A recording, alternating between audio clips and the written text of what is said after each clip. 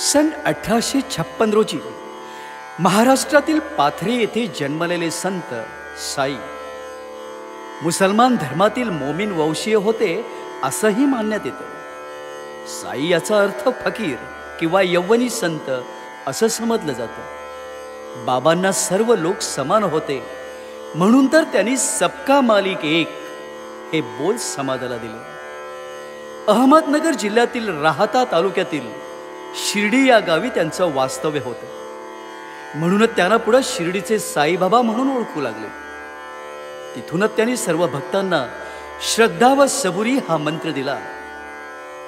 बाबांचं राहणीमान एकदम साधं होतं। ते श्रीमंतांशी कधी सलगिना वागले नाहीत किंवा गरिबांना दूर केलं नाही। धार्मिक सलोख्याचा एक चांगला मोठा सामाजिक प्रयोग त्यांनी केला।